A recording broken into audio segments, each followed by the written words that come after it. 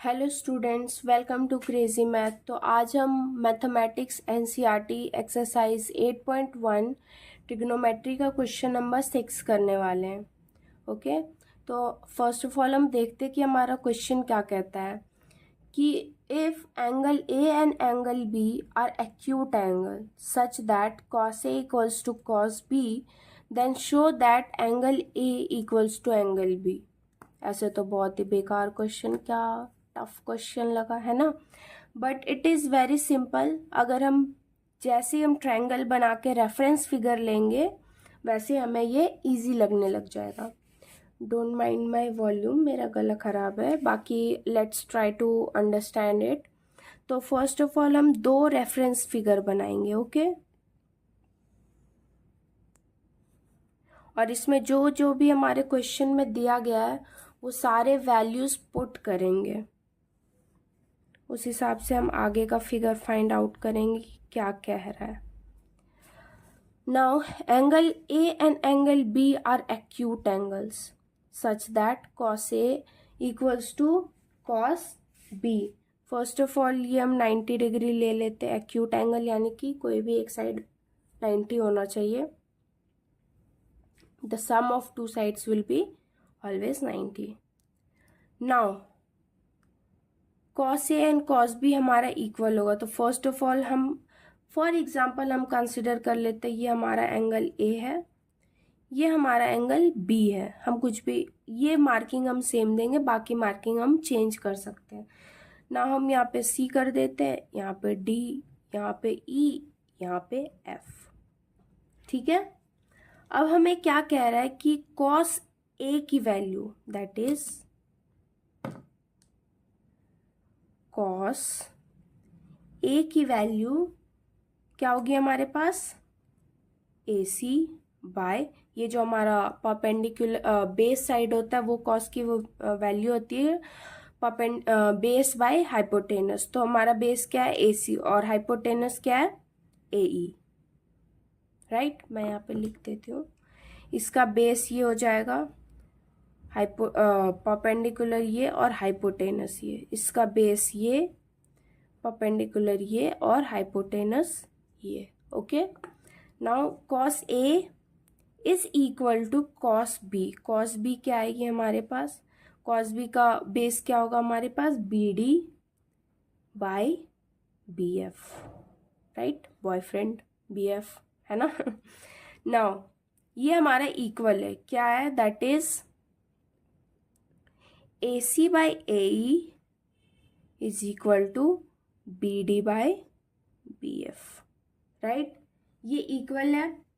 अब हम क्या कर सकते हैं, हमने ट्रायंगल में हमें पता है, नहीं पता तो मैं बता रही हूँ कि अगर दो ट्रायंगल हैं और उसे हमें इक्वल प्रूफ करना है तो क्या होता है कि जो भी साइड्स हैं उनके रेशियोज, प्रोपोर्शनल रेशियोज सेम होने चाहिए। ठीक है, यानी कि अगर ये 2/4 है तो ये भी 2/4 होना चाहिए, भले ही हमारा वैल्यू कुछ भी आ जाए। ओके, तो हम क्या करेंगे, सेम साइड की एंगल को उसके पीछे लिख लेंगे, यानी कि ये हमारा दोनों बेस है, तो हम इसे ऐसे लिख सकते हैं, A C by B D equals to, ये ऊपर चला गया, A E by B F. ये हमारा कोई एक मान लेते हैं कांस्टेंट आया के, ठीक है, उसके बराबर है, ये हम से कर लेते हैं कांस्टेंट के से। ठीक है, नाउ हम मूव फॉरवर्ड करते हैं। हमें पता है कि अगर हमें दो साइड निकाले तो थर्ड साइड हम किसकी हेल्प से, पैथागोरस थ्योरम की हेल्प से निकाल लेते हैं। पैथागोरस थ्योरम बहुत सिंपल है। क्या कहता है पैथागोरस थ्योरम, कि जो हमारे हाइपोटेनस के स्क्वायर की वैल्यू होती है वो हमारे परपेंडिकुलर के स्क्वायर की वैल्यू प्लस जो बेस का स्क्वायर होता है उसके इक्वल होता है। वेरी सिंपल, यानी कि जो इस वैल्यू का स्क्वायर होगा वो इसके स्क्वायर और इसके स्क्वायर का सम होगा। ठीक है, नाउ अब हम फाइंड आउट कर लेते हैं। क्या फाइंड आउट करते हैं कि जो हमारे रिमेनिंग साइड्स है, कौन कौन से रिमेनिंग साइड्स हैं, ए ई साइड हमारा हो गया है, ए सी साइड भी हो गया है, दैट इज दिस साइड। इसमें कौन सा हो गया है, बी डी साइड हो गया और बी एफ साइड, यानी कि ये दोनों साइड हमें अभी फाइंड आउट करना है पाइथागोरस थ्योरम से। तो सिंपल है, हम फाइंड आउट करते हैं।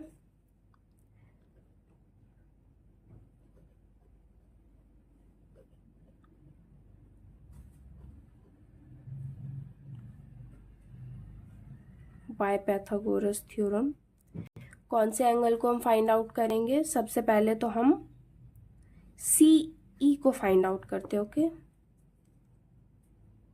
सी ई इक्वल्स टू क्या होगा? इसका स्क्वायर है, यहाँ पे सी का स्क्वायर होगा, राइट? तो वो इधर चला गया। अच्छा देखो, ये जो हमारा है, फॉर एग्जाम्पल अगर हमें ये b की वैल्यू निकालनी, तो क्या है, हम ये H square minus P square equals to B square लिख सकते हैं। और अगर ये इस स्क्वायर को हटाना हो तो हम ऐसे लिख सकते हैं क्या? है ना, स्क्वायर हटा तो सेम वही चीज हम यहाँ पे करेंगे। c का क्या होगा हमारे पास? ए ई का स्क्वायर माइनस ए सी का स्क्वायर, और जो इस साइड में ये बचा हुआ है डी एफ, इसका भी हम पाइथागोरस थ्योरम से निकाल लेंगे। तो क्या आएगा? बी एफ बॉयफ्रेंड का स्क्वायर बाय बी डी का स्क्वायर, राइट? ये आ गया हमारे पास। अब हम नेक्स्ट स्टेप पे बढ़ते हैं। नेक्स्ट स्टेप क्या होगा हमारा? इन सब की हमने रेशियो निकाली, अब हम इनकी भी रेशियो निकालते हैं। इनकी रेशियो क्या आएगी? C E by D F. क्या आएगा हमारा? सी की वैल्यू क्या है? A E square minus A C square by whole root B F square minus B D square, right? ये आया हमारा। अब हम आगे क्या करेंगे? इसकी वैल्यू यहाँ से पुट करेंगे। कैसे पुट करेंगे? कि अगर यहाँ से हमें ए की वैल्यू निकालनी, तो वो क्या हो जाएगा हमारे पास? ए ई इक्वल्स टू ये के है और ये बी एफ उधर चला जाएगा, और स्क्वायर है तो के स्क्वायर, और हम यहाँ पे हम रहने देते हैं, और ये बी एफ, राइट? ये आ गया। अब इसके ऊपर स्क्वायर है तो ये के स्क्वायर और बी एफ स्क्वायर भी हो जाएगा, है ना? तो हम पुट कर देते हैं वो वैल्यू। क्या आएगी हमारे पास value? K square B F square minus K, same उसी तरह दूसरे की भी वैल्यू, ये पूरे की वैल्यू निकालनी, K square minus B D square. Denominator को हम एज इट इज रख देंगे क्योंकि ये वैल्यू सेम आ रही है। क्या आ जाएगा हमारे पास? B F square minus B D square. मैं थोड़ा सा शिफ्ट कर लेती हूँ, एक और स्टेप आगे बढ़ते हैं हम। अब क्या करेंगे? इस वैल्यू में से हम के कॉमन आ जाएगा, राइट? और ये सेम रह जाएगा, तो हम, और के स्क्वायर जो पहले हम नॉर्मल कर लेते हैं ताकि आपको कंफ्यूजन ना हो। के स्क्वायर निकाल लिया हमने। अब क्या आ गया हमारे पास? B F square minus B D square, है ना? और नीचे क्या आ गया? Under root B F square minus B D square, है ना? अब ये रूट है, के स्क्वायर है, तो वो वैल्यू कट जाएगी हमारी, तो क्या आ जाएगा? के बाहर, बाकी हमारा B F square minus B D square by same क्या है हमारा? B F square minus B D square. ये पूरी की पूरी वैल्यू कैंसिल हो जाएगी, और ये भी हमारी किसके इक्वल आई? के की, यानी कि ये दोनों एंगल इक्वल है के, और ये जो हमारा एंगल इक्वल है that is C E by D F, ये भी हमारा किसके इक्वल है? ओ सॉरी, आपको दिखा नहीं, सी भी हमारा के इक्वल है, राइट? नाउ हम नेक्स्ट इसके स्टेप को देखते हैं। हमने वहां पे देखा कि ये इसके इक्वल है। अब हम क्या करेंगे? ऑलरेडी हमने प्रूव कर लिया है, तो इसे हम इक्वेशन 1 दे देते हैं, इस वाले इक्वेशन को 1, और ये जो हमारा फाइंड आउट हुआ इसे 2। अब हमें ये आंसर कैसे लिखते हैं स्टूडेंट्स, ये हमें ये फाइंड आउट करना, ये हमें ये दिखाना होता है कि किस तरह हम प्रॉपरली आंसर्स को लिख रहे हैं। प्रूफ तो ये इतने में हो गया, बट हम कैसे लिखेंगे, फ्रॉम इक्वेशन 1 and 2, क्या है 1 का equation, that is AC by BD